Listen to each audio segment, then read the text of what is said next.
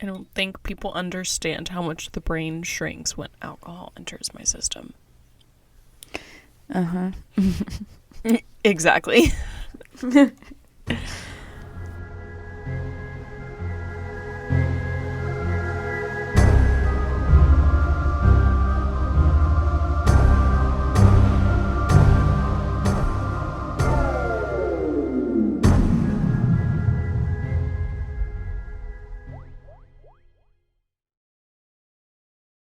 Oh, how do we even start this? Whataburger, sponsor us. Whataburger. We had so much of you. Well, I did at least. We got it again in Lubbock today on our way home. So we got lunch, but then we also got extra food for dinner. So That would be the dream to have Whataburger sponsor us. We would promote their drunchies like the shit out of. I can't even talk. I can't. Hi. Hello. Can you tell that we are fucking hungover? Oh my god. This is going to be the soberest episode yet.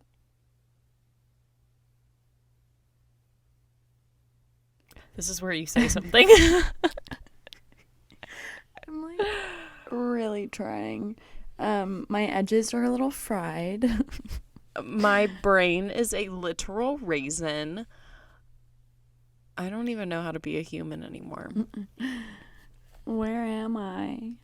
Yeah, we had a weekend together. I love how we tweeted, oh, listeners don't even know what's coming up because we're together, we're here, we're going to have so much content, and we literally just got drunk and forgot to do everything. I know.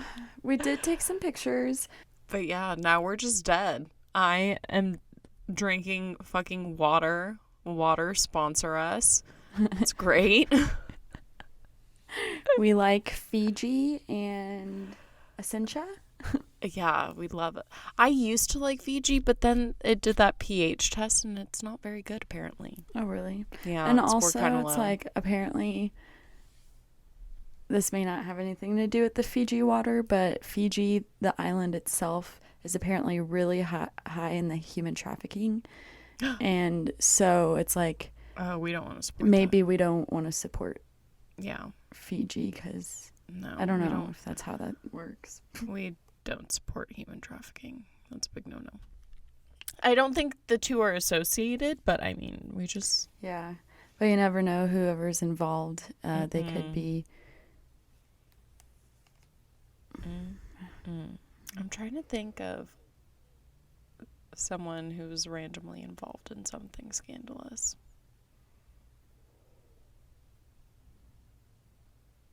Free Britney.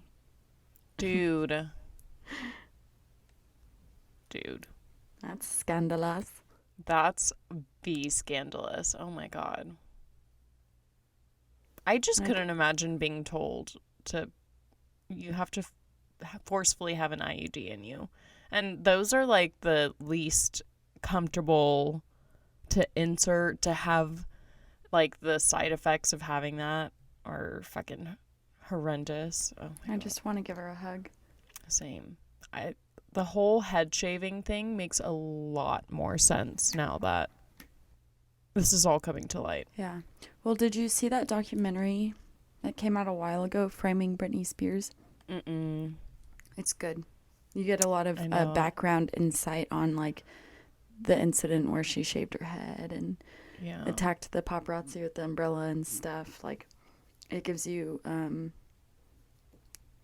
good information. It's just like, after having a child, I fucking get it. Like, I get those moments of just pure needing to let go, like needing to fucking shave my head and flip out. Yeah.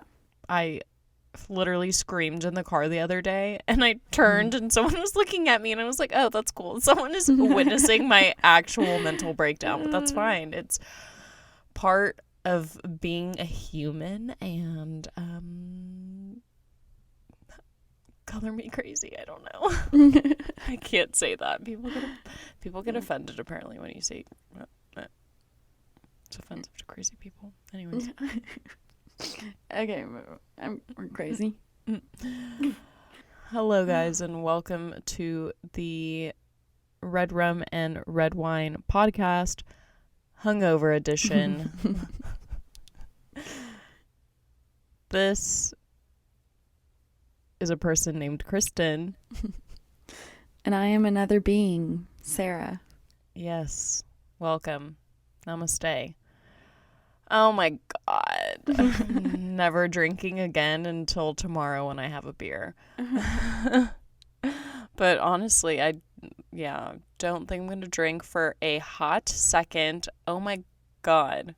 Yeah, same. I could not. You couldn't pay me to have a drink right now.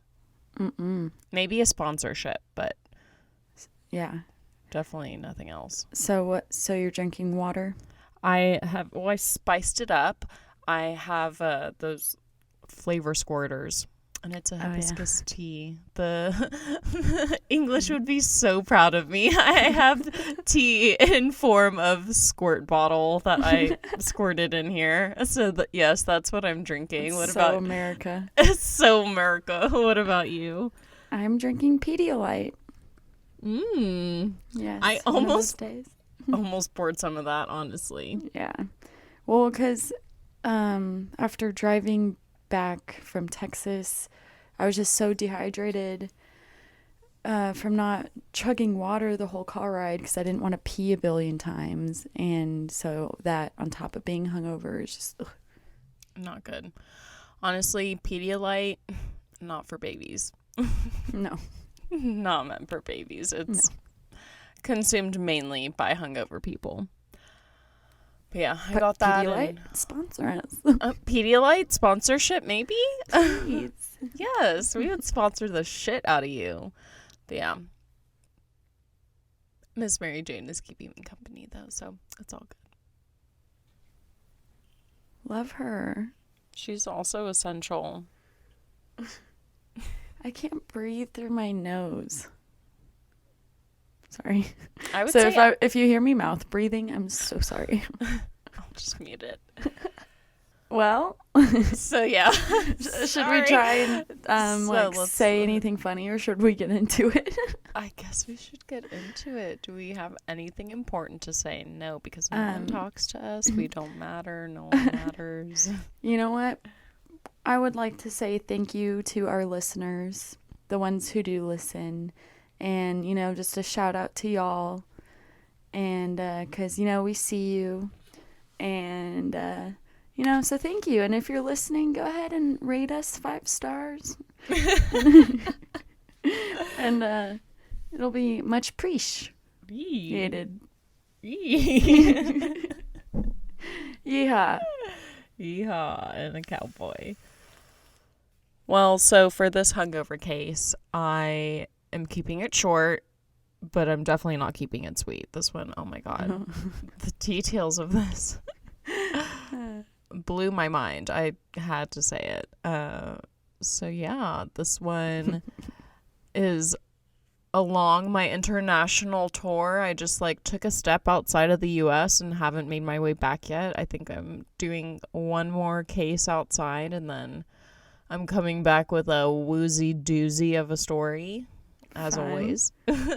But yes, this one comes from the land of Poland, and today I'm going to be discussing the brutal murder of Katarzyna Zowada. Oh. So apparently this one did not make its way to the US for whatever reason. I really don't know why, because this is something out of a horror movie. This is something that America would definitely eat up, but for whatever reason it really just stayed within the Polish community. But I mean, definitely a few podcasts have done this one. I'm not the first to do it, but it's definitely one that I just had to do. It was fucking wow when you read the case. So we are starting on January 6th of 1999. So there's a crew member aboard of the LOS-K49, and they are cruising down the Vistula River of Krakow in Poland. A little fun fact, this is the longest river in Poland, and it's the 9th longest in Europe. So pretty big river. It's 651 miles or 1,047 kilometers. Cool. They were cruising along down the river when all of a sudden the crew member notices that something was stuck in the propeller, I guess from like the night before. And this is pretty common, typically like brush or whatever junk that's in the river, unfortunately. This is why we don't fucking litter people. It had gotten into the propeller. So he opens the lid and notices that there's some strange foreign matter stuck onto the propeller. So he gets a stick and he kind of unhooks it, and what he fishes out is a long pale piece of foul smelling material. And as he leans in to like get a closer look as to what this could potentially be, he notices a human ear. So forensic evidence would conclude that this material would be the skin of a Polish woman who had actually went missing 2 weeks prior. Ooh. And her name was Katarzyna Zowada. Along with the skin forensics, they had also found pieces of sweater at the scene. And at first, they thought perhaps that she had maybe been in the river and potentially gotten killed by the propeller. But it would soon be apparent that that was not the case, and this was actually the cause of a grisly murder. So Katarzyna Zowada was a 23-year-old student at the Jala... Oh my gosh, I don't even... my brain cannot work. So it's a university, the Jagiellonian University in Kraków, Poland. My brain is just like my mouth and my brain aren't connected right now, so it's just like it's not happening. So I can only imagine trying to tell a story right now, so I really oh feel my god, for you. I know I deserve a fucking award, but it's that university in Kraków, Poland, and she had lived at home with her mom. So just like any college student trying to figure out what she wanted to do in life, she had originally started off studying psychology and then figured out, oh, that's not really what I want to do. So she switched over to history, and she was like, I don't really like history. I don't want to do that either. And finally, she decided to settle on religious studies. So friends would describe her as really friendly and intelligent, but also very like reserved and kind of introverted. She didn't have that many friends, and people would often describe her sitting by herself. And she also struggled with a lot of personal problems in her life. So her father had just died 2 years prior in 1996 at the age of 49. So he died from an illness, but it's at a young enough age to where you just don't, you don't ever want to lose a parent, but that's just a tough age. You think they're going to be older, so it really caused a lot of depression in her life, and it just kind of took a turn from there. She had even attempted suicide previously. Shit. Yeah, and it led to her getting treatment over at a hospital in Nawahuta, Krakow. She did have small joys in life, though. She really enjoyed music and the mountains, with friends and family saying that a rock concert or a new album was Katarzyna's happiest moments in life, which... Oh, same. Yeah, I can just really relate to this girl, and it makes me... So it just breaks my heart. Like, I can just totally imagine meeting this girl at a rock concert and getting along. Yeah. So on November 12th of 1998, Katarzyna's mother was outside of the psychiatric hospital waiting to meet up with her daughter for an appointment when her daughter just never shows up. Oh my God. So automatically becoming concerned that her depressed and suicidal daughter is now missing, she goes straight to the police to try and file a missing persons report. But just like every other case we tend to talk about, and especially ones that deal with people who have mental health issues, she was told to wait rather than to file the report. Mm-mm. I know, because like when you said when the man discovered the ear, it was like January 6th, and that was a while after November. Yeah. So, but you said she only was filed missing like recently. Honestly, sorry. so I can't talk either. It's okay. We're both fucking struggling. We're so sorry. So in some of the articles, some of them were translated from Polish, so I know that the English isn't perfect on it. It made it seem like she may have never filed a missing persons report. Like, one of it seemed like she was told to wait and then just, like, never returned to the police station. But I don't know if they were talking about, like, the mom, or they were just saying the daughter never returned. Okay. So it's hard to say. I would assume that she had went back after a day and filed the report. So okay, I'm pretty sure that she did, but I don't know. It was something interesting that I saw. I wasn't for sure, so I didn't want to add it, you know? Yeah. So after they found her body, various countries, including the FBI, would jump in to try and help solve this case. So forensic had stated that the skin had actually been in the water for around 2 to 3 weeks before getting stuck in that propeller. So, gosh, yeah, there was no way to tell, looking at the skin, if it had been done while she was alive or dead, but they could tell from looking at it that she was tortured to extreme lengths before she did die. Oh, wow. So did they find her whole body in the propeller? So Katarina's right leg would later be recovered just 2 weeks later, I believe, on January 14th of 1999, when workers at a barrage in Dubai found a leg stuck in a grate along the Vistula River. So they found the leg, and they found the skin, and they found a few articles of clothing, but that was it. Her arms, her face, her internal organs, none of that was ever found. Yeah, it's just hard. I couldn't even imagine not, like, only specifically those parts to only have to bury of, like, my child. Yeah.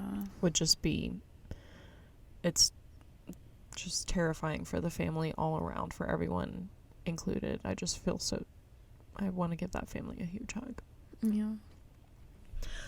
So it was concluded that the skin had been carefully removed between her thighs and neck, reaching only as far as her left ear, without the face or the arms. Oh. It was also noted that her nipples were absent from the skin. Oh. Ew. What they also found was an opaque seam going from under the right breast to the left shoulder, implying that the murderer had sewn the skin into a suit for the purpose of wearing it. Oh. Like, straight up Silence of the Lambs. Ew, heebie-jeebies. Copycat killer, yeah. It's just... to think that someone actually, like, you see this in a movie, and then to hear that this is done in real life. Yeah. I never want to go outside again. And in some of the articles, it said that, like, he may have met her at one of, like, the music events, or I'm just like... Oh, God. That could have happened to us. It could happen to anyone, and that is what keeps me up at night, and, like, I should have a drink right now because I'm so scared, but it's just, it's terrifying. Why are people like this? Why are people actually out there in the world that do shit like this? Oh. I don't know. Do we find out why people do stuff like that? I don't know. I mean, you can ask why, but I don't think it's like, even if they tell you, like, Son of Sam went on rants and shit like that, it's like, even if they tell you why, it's like, can you take what they say at face value? Right. Is it really even true? Like, I don't even know why. I don't even think that half the time they know why they're doing it. It's just fucked up subconscious tendencies that people can't control. I don't know. I have one psychology course under my belt. This is not a professional opinion, but it's so fucked that people just end up doing that. So police, of course, start to dig into her personal life to try and figure out who possibly could have done this. And they actually discover that she hadn't been attending classes. So she was actually supposed to go to class and then meet her mom at the doctor's the day that she had went missing. So it was under the assumption that, like, maybe she had just met someone and, like, that's why she was skipping class. She was having a little rendezvous, which, I mean, I failed out of college because I never went to class, but I also, like, can understand being depressed and not wanting to go to class or not wanting to do anything. Right. So it's kind of like, I don't know, I understand just not going to class. It doesn't necessarily have to be a rendezvous, but investigators would go and they would ask, like, hey, was she talking to anyone? Was anyone potentially the reason why she was skipping class? And there was one guy that did come up, and friends were like, well, yeah, she did meet this one guy. So there was an event where people would sell used music and CDs, and this guy and her really liked Grateful Dead, which is a band. Yeah. It's like a rock band. Yes. It sounds like a rock band. But this dude ended up having a solid alibi for when she went missing, so there was no way that he could have done it. He was cleared as a suspect. Okay. So police were starting to get frantic in their search for the killer because profilers were starting to tell them that there was a high possibility that this dude was at the start of a killing spree. Like, yeah, he had the potential to kill again. And he kind of seemed like he knew what he's doing. Yeah. I mean, like he could have been a surgeon. Yeah, and they do say that later on, that they think he could have been like a doctor or butcher, because obviously he, like, skinned someone alive. It's just I can't even imagine the type of skill it would take to do something like that. Wow. Soon suspects would definitely start to make themselves known for this case. So unfortunately, on May 31st of 1999, Krakow police had received a phone call around 1 p.m. from an elderly man saying that there was a murder at his house. Oh. I'm sorry, my cat. So he was calling from a tiny village near the city and stated that his grandson was actually the murderer. So as soon as law enforcement had walked to the house, they found a head in the front yard and, walking into the basement, found a corpse hanging upside down from the ceiling. The corpse would be that of 50-year-old man Vitaly W., and he had been beheaded with the skin removed from his face. His son, Vladimir W., was the killer and had even gone as far as sewing the skin of the face together to form a mask. And he even wore the mask and his father's clothes the previous day and walked around pretending to be him around the grandfather who couldn't see very well. Oh my God.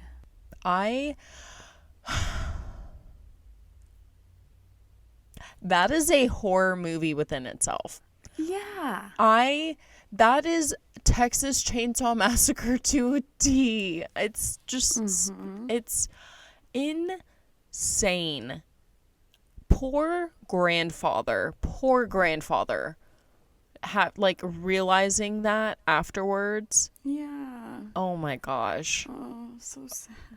So scary. So the reason that he gave for doing this was that Vladimir was upset that his father had cheated on his wife, Vladimir's mom, and basically left her with nothing in Nalchik, Russia, in order to pursue a new life with the son and his father in Poland. Which, okay, it's kind of a dick move, but I do not agree with the extent of that punishment. Yeah. That took it just a nudge too far. There's other ways you handle that. Exactly. Yes. Therapy, perhaps. Yes, just alcohol if you cannot afford therapy. Yes, just whatever coping mechanism, just not murder. Not that, please. Skinning people and Jesus. Jesus. I need a religion after that one. So there's speculation at the time of this case that Vladimir could have possibly known Katarina. Okay. So they both studied psychology at some point at the university, but they did not attend at the same year. So he attended in 1992 and dropped out a year later. And Katarina attended in 93. So it's kind of unlikely that they met this way, but potentially, I guess it could have happened. They had connections. Yeah. Basically, long story short. I mean, that's something. So Vladimir would go on to deny ever killing Katarina, and to this day never confessed to it.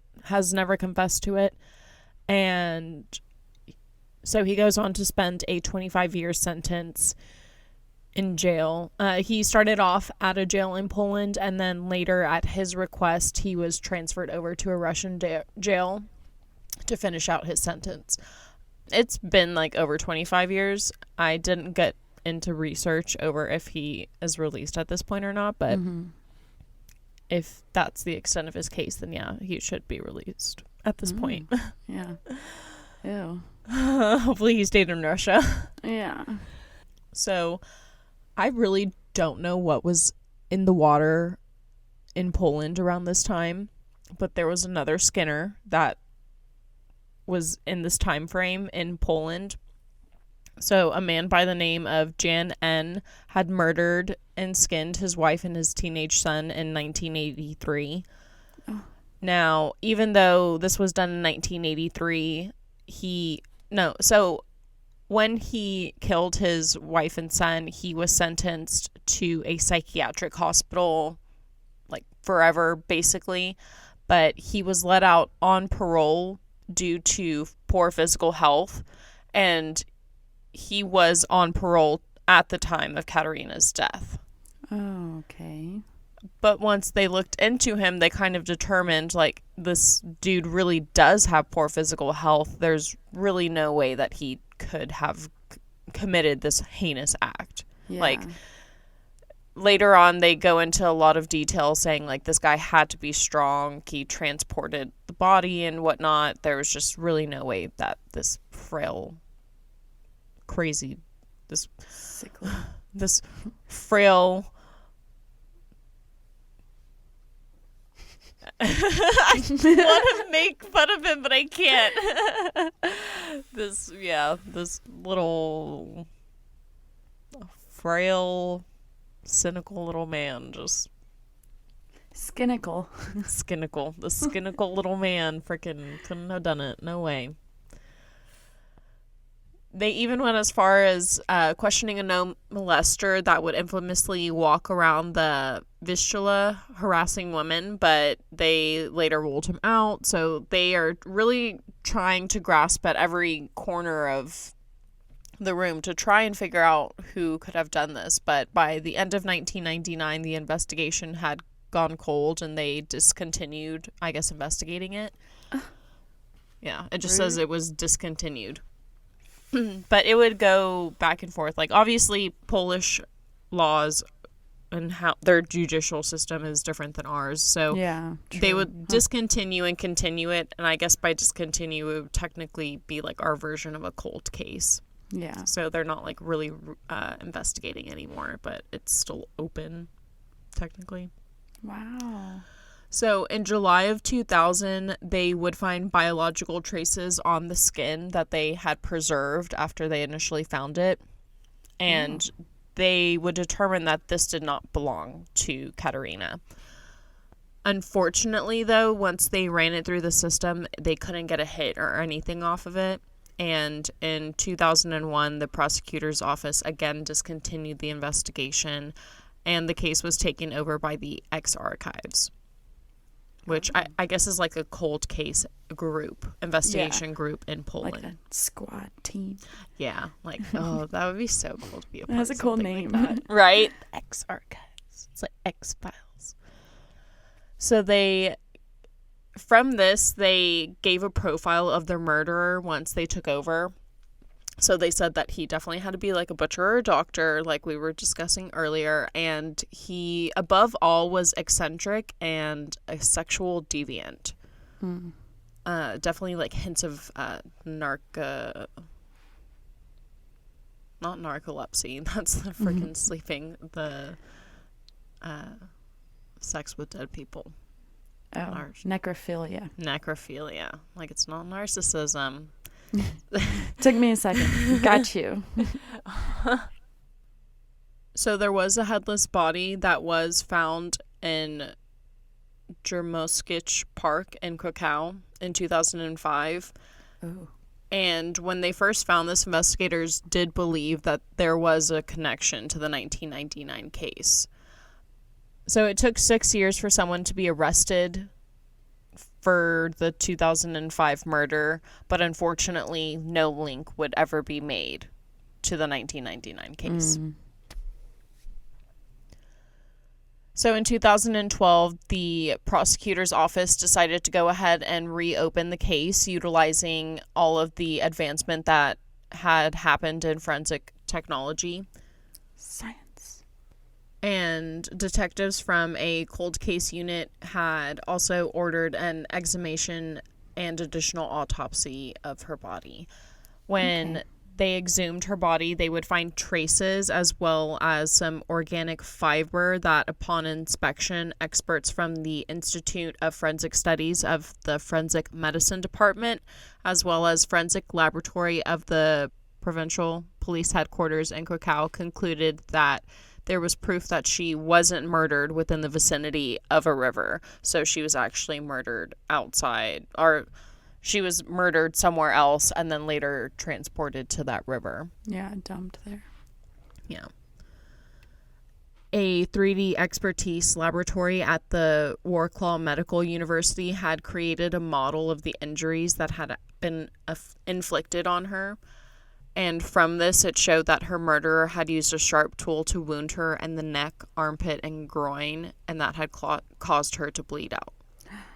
In 2014, an FBI representative from Europe had created a psychological profile of the suspect, which revealed the sadistic nature of his tendencies. And in 2016, a University of Coimbra professor, Duarte Nuno Vieira,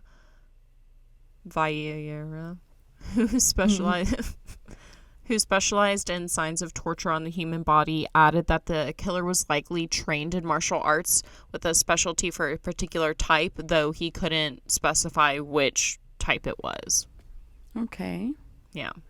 He was able to defend himself and take someone down, basically? I guess, yeah. He was able to, like, kidnap a woman and he had to know martial arts. Which I'm like so weird. I'm like, how do you get that he was, I don't know, like, how do you get that he knew martial arts from that? But... yeah, it's so weird. I don't know how he made that exact conclusion, but I'm like, okay, I mean, Mindhunter. I buy it, but yeah, it's weird. But he's a specialist, so whatever. Yeah. He also concluded that she had been tortured again extensively before her death, which really breaks my heart that this fucking asshole couldn't have at least, like, killed her first, if anything. Like, fuck. The investigator also lists the injuries sustained by the torture victim. So it indicated that she must have been kept in a locked room. And on the injuries found on her one leg that was found, her right leg must have been strapped to something above the ankle joint. Oh. And I don't really know how they got the exact dates for this, but between December 7th and 14th of 1998, the perpetrator choked the victim with a chain. Before that, he had been giving her drugs. He also had broke her femur and pelvis, inflicting blows with a barbell and a bodybuilding plate. Oh. Stab wounds, chop wounds, and lacerations would also be discovered on the body. So she endured fucking hell. Yeah. Holy crap. Like, ugh. To think she was like alive and, you know, held captive before getting, you know, brutalized is just what a awful. cockroach that you have to be to do that to a fucking innocent woman that you don't even know. Yeah. It's other next level shit. This is why you are completely allowed to just be a total bitch to people. Within reason. But fuck, it's just like you literally have no idea if the person asking if you need a hand is gonna be fucking doing this. Yeah, it's just so terrifying, and it makes me, I don't even know how we're friends. I don't even know how I have friends, because there are people like this in the world, and I'm just like, fuck, how do I not know? How do I know that that's not you? Right. Or is it you? I don't know. It could be. Didn't deny it. Trust issues. Yeah. Finally, nearly 2 decades later, on October 4th of 2017, a suspect was arrested for the murder of Katarzyna. After receiving... Yeah. Sorry. You're good. That's my brother's birthday, so I was like, ah. Oh. Well, good birthday present. Yeah.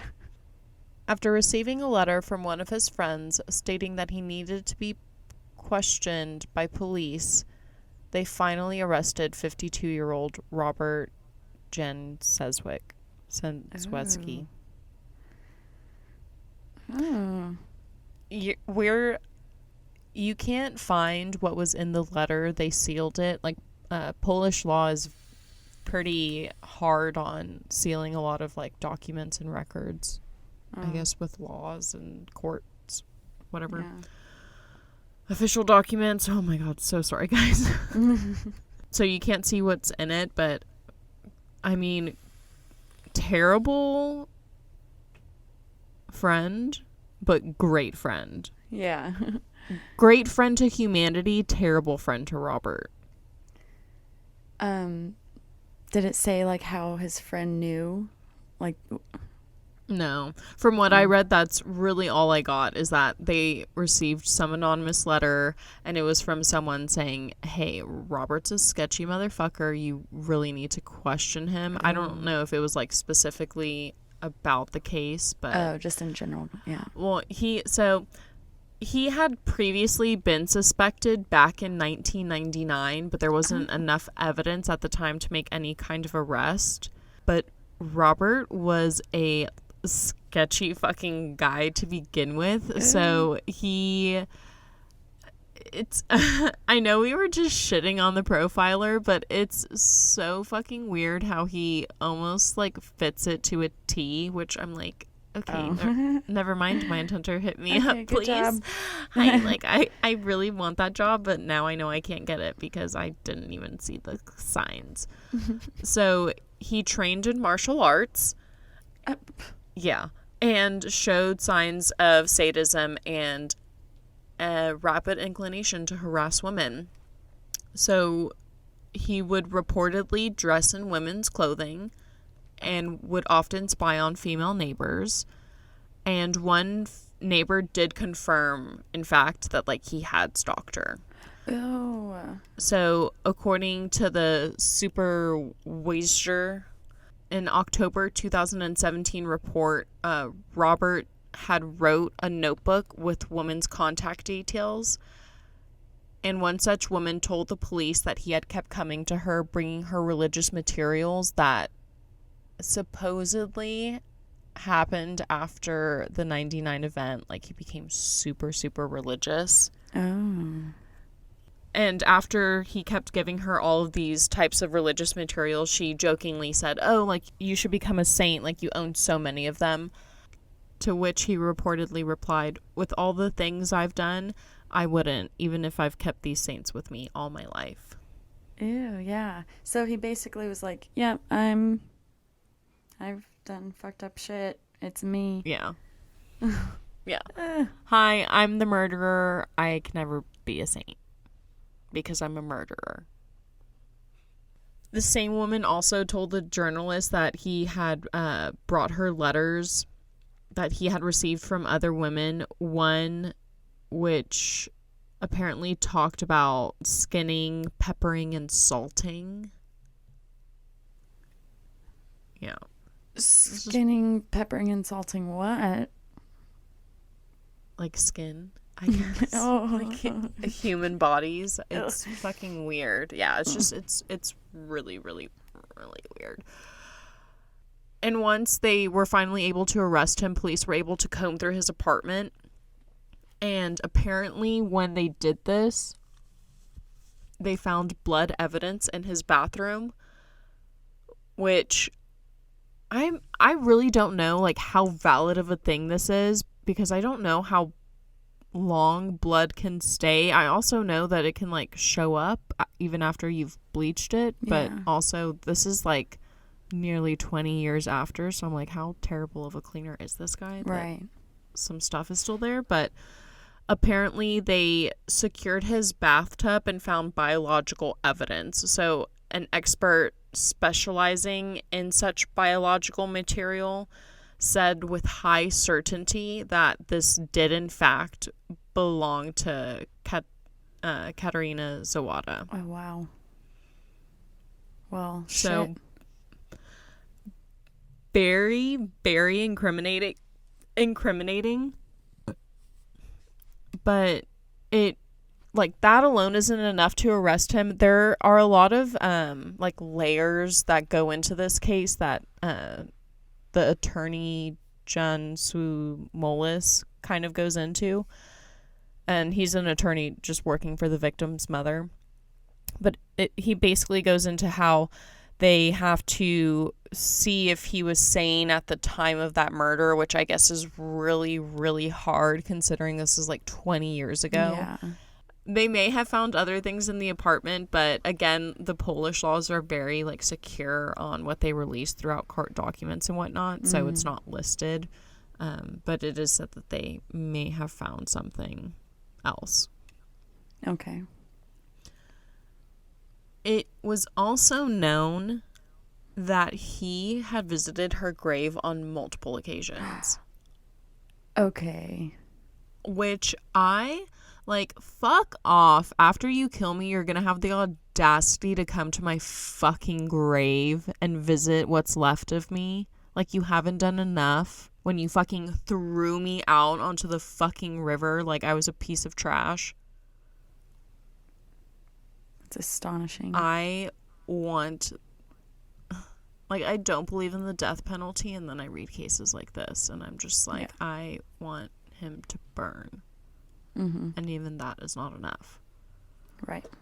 Oh, just sweet baby angel did not deserve this. Yeah, that is fucked. It's so, yeah. She did nothing to deserve this, and it just really breaks my heart. Like, out of all... Like, no one deserves to die, but it's like she just had so much going on in her life. It's like, why does...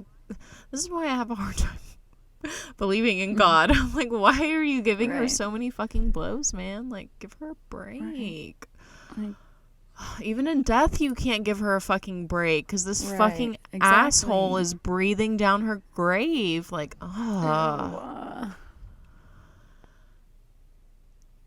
He also had a lot of experience in dissecting.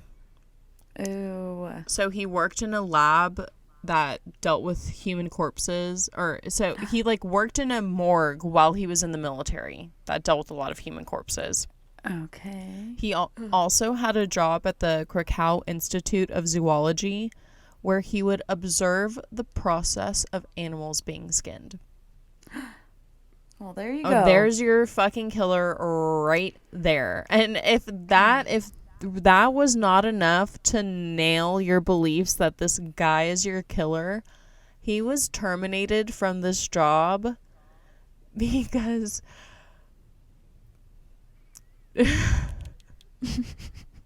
trigger warning, animal abuse. He killed all of the Institute's rabbits during one of his shifts, and he couldn't tell them why he did it. Oh my God. Like, imagine being the person that had to ask him, hey, why did you kill all of those rabbits? Yeah. He has like some rabbit blood on him, and he's like, I don't know. He's just, like still has the scalpel. Like, oh my, I wouldn't. I can't. I think I would quit that job after that. Oh my God. I would be terrified. He should be arrested alone for that. How is that not an arrestable offense, honestly? That company should have arrested him for animal cruelty or something. Hell yeah. Ugh. Well, now we know. Let me know. When police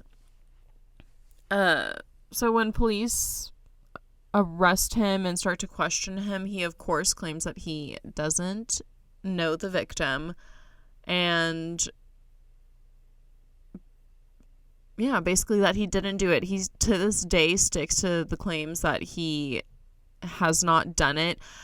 I guess because of COVID, because his attorney, his dad, really supports his son, and in some articles was like he sent him a TV to his jail.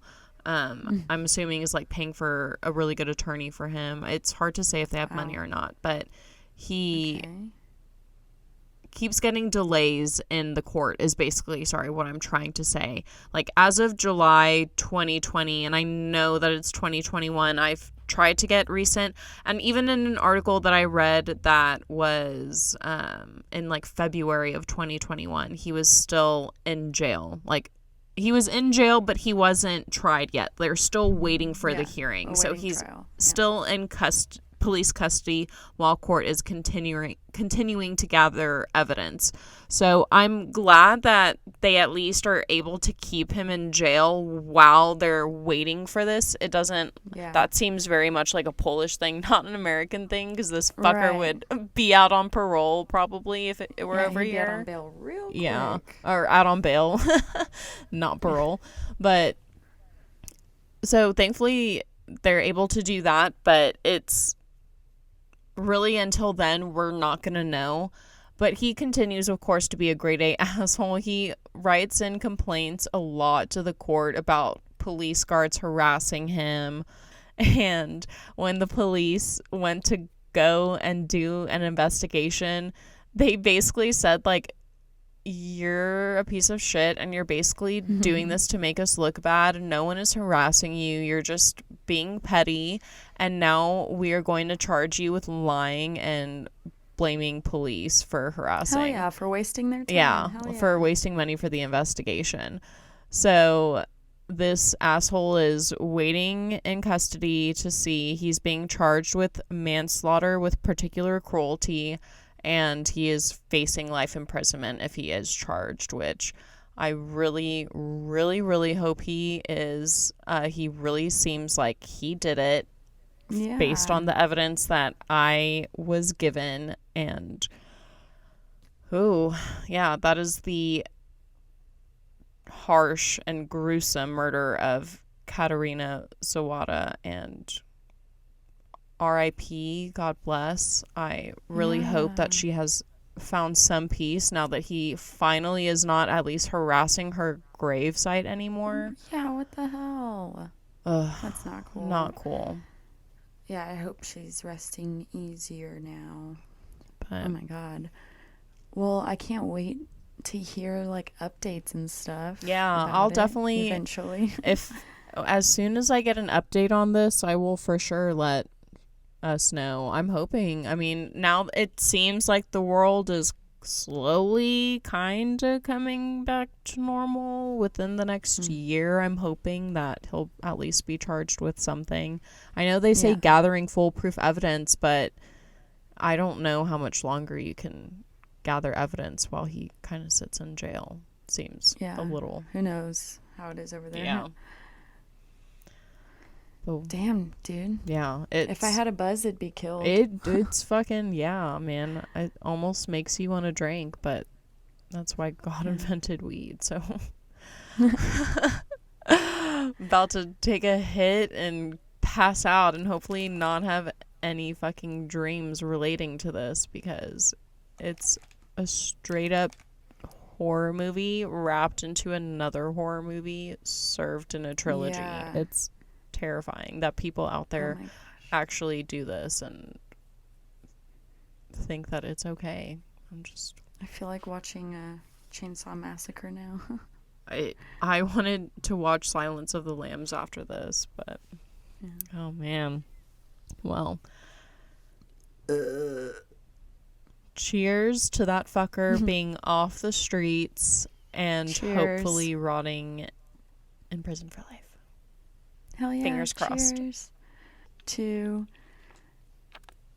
hydrating. Pedialyte sponsor us. Yeah, I love you. Yes, love us. Give us 5 stars. Give us a follow on Twitter and Instagram at RARW podcast. And go to our YouTube and watch our audio. If you hear our audio. Yeah. And until next time, I don't know. I'll be back with another Texas case. Ooh. Next time. Nice. So I'm still in Texas. Still in Texas. Mentally. In our hearts. Yes. In my head and heart. Yes. Okay. Yes. Bye. Okay. Bye. Hungover Kristen and Sarah out.